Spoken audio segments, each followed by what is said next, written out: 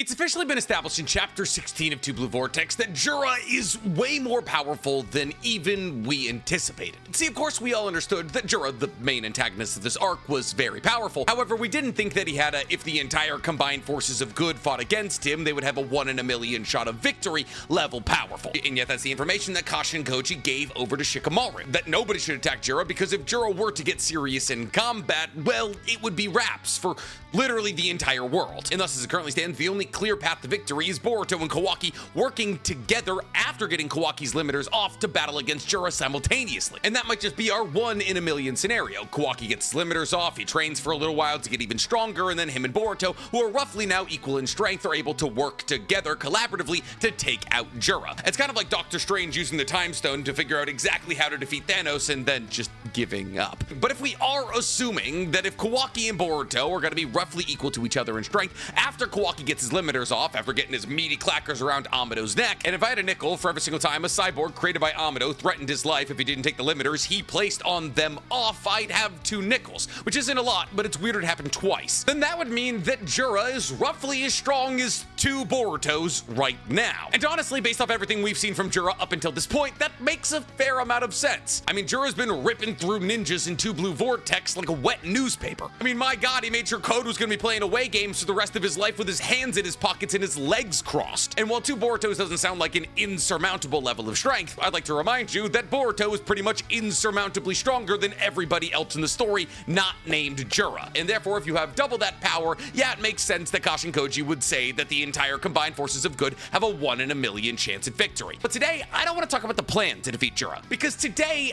I just want to talk about Jura, and by extension, the Shinju. But to be more specific, today I want to postulate on why Jura may be so much stronger than we even realized. Today I want to talk about what makes Jura the leader of the Shinju and why his power level seems to be so far above all the other Shinju. Because today we're talking Jura's true power revealed. But before we get to revealing anything, guys, please, for me, like this video, subscribe to the page, and hit that noti bell. By the way, just a quick PSA here, if my backdrop changes for my next couple of videos, it's because Dorothy's having some family emergencies and we have to go to China. So I'm gonna be recording on the road here for a little bit, but I am gonna be bringing my mic and my Go XLR and a bunch of other things, so the quality should still be good, but you know, I won't be helped. But if you want to make sure that Dorothy is persevering through these tough times, you can either reach out to her on her socials, or you can do the thing that she'd probably actually prefer and go ahead and go shopping on her website, flareandco.com. It's where I get all the jewelry you ever see me wearing while I'm recording, and they're currently doing a Black Friday sale where the entire website is 25% off. Will this help with the loss of a family member? Probably not, but will it put a smile on her face? Most likely. So Jura, whose strength is estimated to be somewhere in the region of 2 Borutos, and yes, Boruto is a metric system measurement. I don't know, man, they do it weird in Europe. Now, Jura being roughly double the strength of Boruto makes sense with everything that we've seen from Jura. I mean, from an ability standpoint, Jura can basically do anything that any high-level ninja would want to be able to do. He can place and travel through claw marks. He can fire concentrated tailed beast balls with a speed and accuracy never before seen in the Naruto universe. He has access to borderline Hashirama level wood release, and he, like all of the Shinju, has a plant-based healing factor that means so long as he is not completely destroyed, he can be put back together. At least we assume, because we've never seen Jura injured. Because at the same time, we're also not entirely sure as to whether or not Jura has a soul thorn like all the other Shinju, because he may not actually even be a Shinju.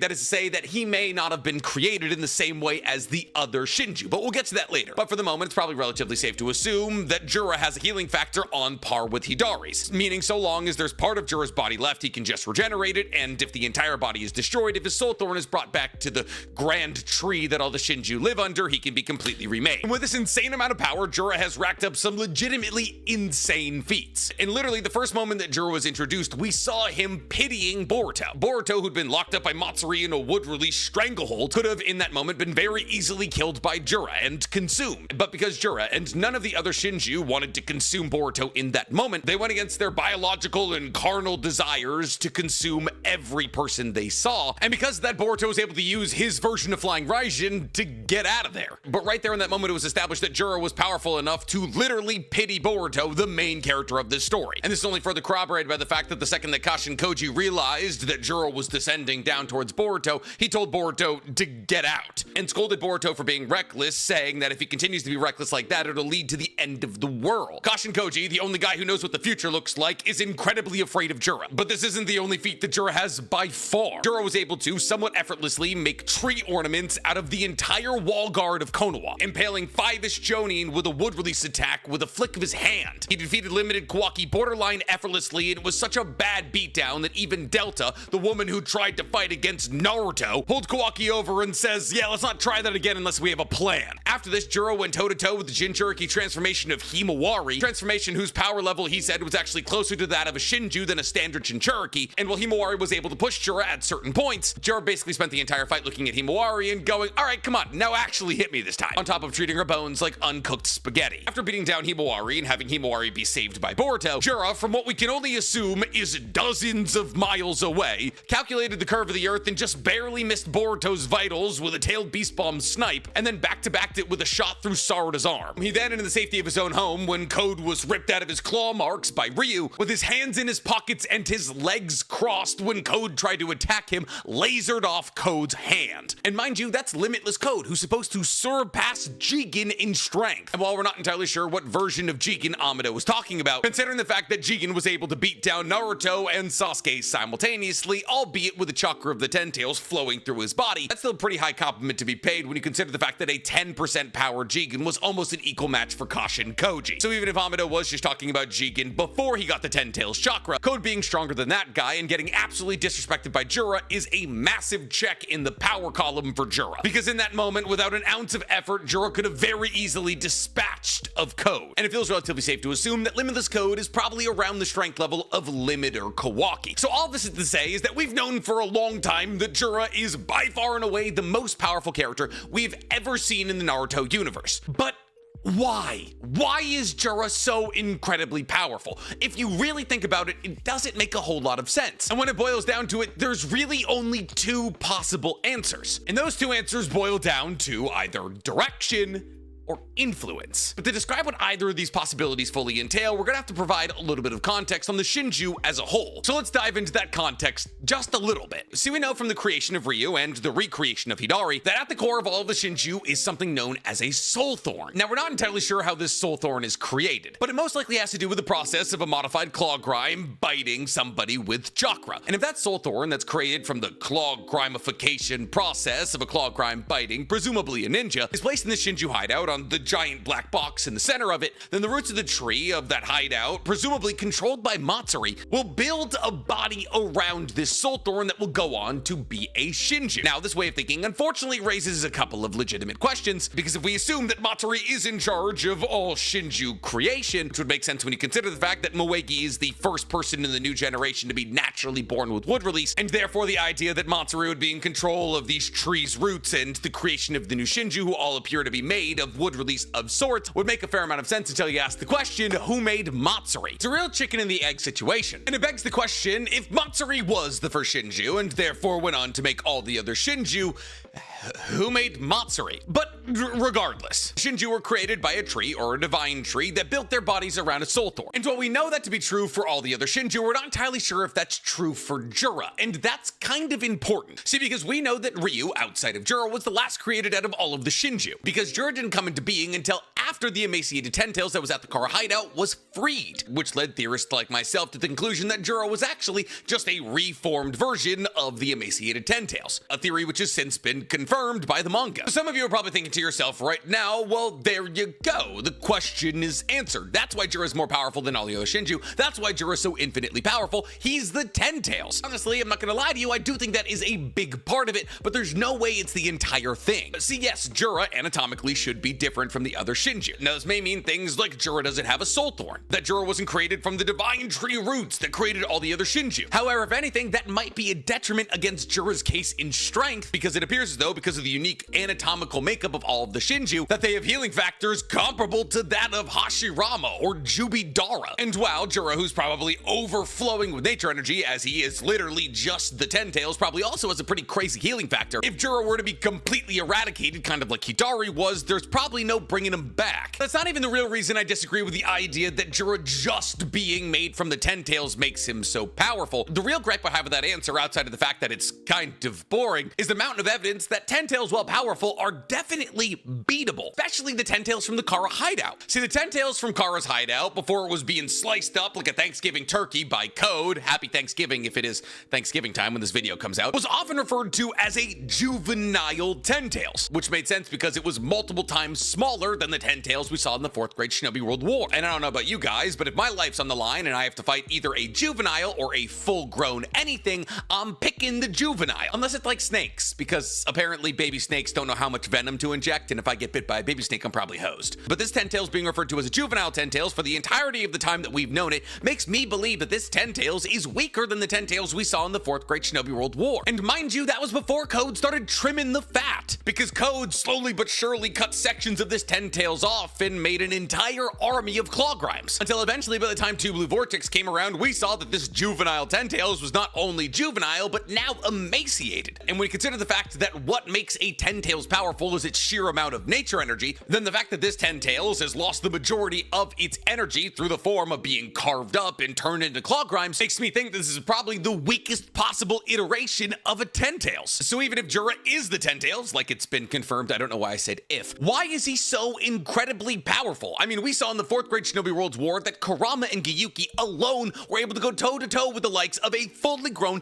fully manifested Ten Tails. I mean, they were able to slam tailed beast bombs back down the Ten Tails' throat with tailed beast balls of their own. And while yes, you could make the argument that the Ten Tails that we saw in the 4th grade Shinobi World War didn't have Kurama or Gyuki's chakra, and therefore probably only had 40% of its original chakra, I would like to remind you that Gyuki's tentacle and Genkaku and Kinkaku were fed to the Geto statue. And while that absolutely doesn't represent the entirety of Kurama and Gyuki's chakra, this was still a full Ten Tails. And while this Ten Tails had tons of very impressive feats, it also had a ton of very impressive feats pulled off against it. I mean, Neji and Hinata, with a double vacuum palm, were able to repel one of the tails of the Ten Tails. And mind you, this is before Hinata got her Hamura chakra boost. That's just 2 high-level Hyuga Jonin using a vacuum palm to repel an attack from the Ten Tails. Hashirama, in a weakened Edo state, was able to use his God Gates to hold down the Ten Tails for a relatively long amount of time. And while some of you out there are going to be like, oh, well, it's Hashirama, and wood release suppresses the power of tailed beasts naturally, the Hashirama that we got in the 4th grade Shinobi World War was nowhere near peak power Hashirama. But if you don't want me to use Hashirama as an example, the 4-quarter Kage sealing jutsu that was pulled off by the 4 previous Kage of Konoha was not only enough to stop the rampaging of the Ten Tails and keep it in one place, but it was also enough to stop a tailed beast ball from the Ten Tails. And yes, I know that was a sealing barrier created with the energy of 4 Hokage, but one of those Hokage was a heavily weakened Hashirama and the other was a heavily weakened Hiruzen. All this is to say, even though the Ten Tails is incredibly powerful, it has always been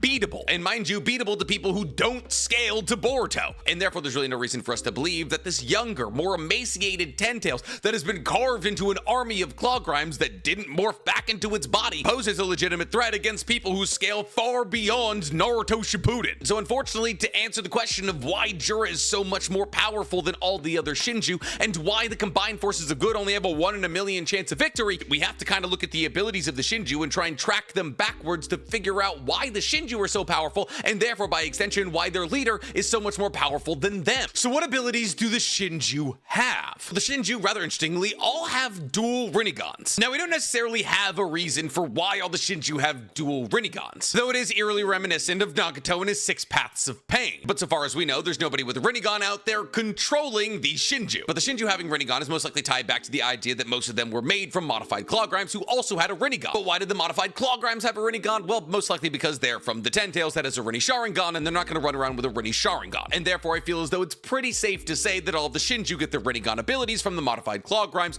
who get those abilities from the Ten Tails. That is to say that the Shinju get their Rinnegan from the Ten Tails. And this is a consistent theme with the Shinju. You can draw back each and every individual power that the Shinju use back to either their progenitors through the claw grimes of the Ten Tails, or the ninjas that were bitten by said claw grimes. Outside of the Rinnegan, all all other Shinju appear to have two other abilities, Wood Release and the Claw Marks. Now technically from an ankle deep perspective, the Shinju having either of these techniques doesn't make any sense, mostly because of what we literally just talked about. Why would the Shinju who derive all of their abilities from the ninjas that they bit or the claw grimes that they came from have Wood Release or the Claw Marks? Well, for those of you who don't remember Neji becoming a pincushion, the Ten Tails has Wood Release. Tie that into the fact that the Shinju are created from a tree of some sort, and the Shinju having Wood Release makes a fair amount of sense. But okay, then why do they have Claw Marks? And why do those abilities manifest from their Rinnegan? Well, most likely the answer to that question is code. See, we're not entirely sure what the modifications that code did to the claw grimes that allowed for them to generate Shinju in the first place, but we do know that code covered the Ten Tails and the claw grimes in a multitude of claw marks, and therefore as the claw grimes grew into trees around ninjas, later creating soul thorns that would be turned into Shinju, it's a possibility that the ability to use claw marks was passed down through that process. However, an equally sane and rational argument could be made here and say that the reason that the Shinju are able to use claw marks is their connection to Shibai. See, we don't know what's going on with this giant black box in the center of the Shinju hideout, but we do know that somewhere on this planet lies Shibai's body, and we do know at least a little bit that the Shinju need to be created on top of this black box because Hidari's soul thorn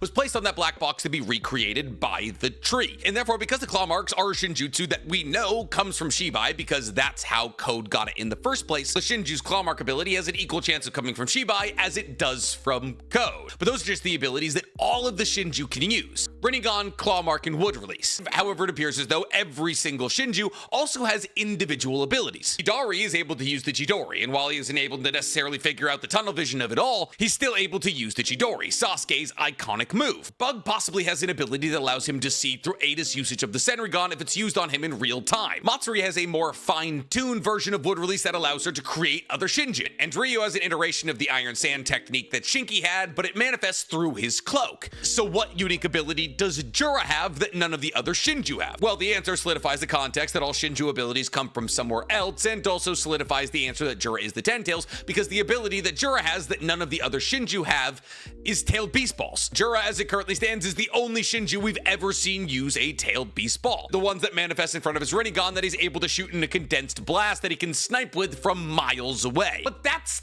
not great. I mean, it's a cool ability, but it's not great for a couple of theories. See, because with that final point, I want to shift to the two possibilities to explain why Jura is so incredibly powerful, which were either direction or influence. Let's first talk about the influence theory. Influence theory is hinged on the idea that the reason that Jura is so incredibly strong is because on top of the fact that he is the emaciated juvenile Ten Tails given humanoid form, the thing that actually makes him so powerful is that Jigen, over the last 1,000 or so years, has been keeping himself alive by draining the energy from the juvenile Ten Tails to keep his body moving because he had an incompatible karma marking on Jigen. And over the course of these 1,000 or so years of Jigen using the Ten Tails like a battery essentially, Jigen and the Ten Tails chakra became somewhat inseparably mixed. And therefore the reason that Jura kind of looks like Jigen and acts like Jigen and knows who Kawaki is and so many other things is because Jura got his ego from Jigen. And considering the fact that Jigen, who is just sapping power from the Ten Tails, was able to go toe-to-toe with the strongest ever version of Naruto and Sasuke simultaneously, means that if Jigen was to be given the entirety of the Ten Tails power, that yeah, the being that was created from that would be so incomprehensibly strong that the combined forces of good would stand a 1 in a million chance of victory. However, if that was the case, and Jura was truly an offshoot of Jigen in some sense, following the logic of the Shinju and the fact that every other Shinju has a unique ability that ties back to the person who created them, we probably would have at one point seen Jura use an ability that ties its roots back to Jigen or Ishiki. And whether that was the Daikoku-ten, his ability to shrink objects, or himself, or even just firing chakra rods like Kawaki does nowadays, any of those techniques would have allowed us to tie Jura's roots back to Jigen or Ishiki. And yet, he's never done any of that. And while a legitimate argument against the fact that he hasn't done any of this is because he hasn't gotten serious in a battle yet, it still doesn't make the theory look great. And thus, unfortunately, as it currently stands, I believe the best possible way to explain why Jura is so much more powerful than all the other Shinju is direction. See, Naruto, during the war arc, as one of the most accomplished sensor-type ninjas in the history of Naruto, used his ridiculously powerful sensor abilities to try to sense if there was any consciousness inside of the Ten Tails. However, after reaching his sensory hand out to the Ten Tails, he realized that the Ten Tails was just a convulsing mass of nature energy, a being literally made to destroy, and that's it. And because of this, Naruto acknowledged the fact that he wouldn't be able to talk no jutsu to the Ten Tails because there was nothing to talk no jutsu to. It was just a blob of tentacles and nature energy that terraformed planets and eventually turned into a tree. And see, here's the thing. While a gun is dangerous if pointed in any direction, a gun can become infinitely more dangerous if it's in the hands of somebody who knows how to use it. Of course, anybody with an AK can put bullets downrange, but if you know how to monitor your breathing, correctly pull the trigger, identify droppage rates on different calibers of bullets, and so much more, you can become infinitely more dangerous than just anybody with a gun. And that's what I'm talking about when I'm talking about direction. See, the power of the Ten Tails that we saw in the Fourth Great Shinobi World War was directed in, well, really all directions. It was fighting against an army of almost 80,000 people. On top of that, it wasn't necessarily being controlled by anybody or anything. And therefore, the general idea of the Ten Tails was just to destroy all these little ants around it while also destroying the landscape. And therefore, the argument could be made that we didn't see the entirety of the Ten Tails' power because it wasn't directed at one purpose. However, in the case of Jura, even if the Ten Tails' power that he's holding on to is less than that of the Ten Tails we saw in the Fourth Great Shinobi World War, he is able to direct that power with precision. And I believe that's subliminally being shown to us because Jura's tailed beast balls are different from any other tailed beast bomb we've ever seen. Instead of generating a gigantic tailed beast ball that could level an entire village, Jura simply generates a golf ball sized tailed beast ball that he can fire from dozens of miles away with deadly precision. And I believe that's being done to subliminally show us that he's using the tailed beast power in a way that we've never seen before. That is to say that he's using this power the least absent-mindedly we've ever seen. And therefore, unfortunately, because it is the slightly less interesting answer to this question, I believe the idea that Jura is stronger than all the other Shinju because of the direction of his power is as legitimate as the idea that Jura is stronger than all the other Shinju because of his roots tying back to Jigen or Ishiki. But I'm curious to hear from you guys. Why do you believe that Jura is so strong? Tell me in the comments below, and while you guys are down there, please, for me, like this video, subscribe to the page, and hit that noti bell. Now I have to pack a bag to go to China for an indiscriminate amount of time.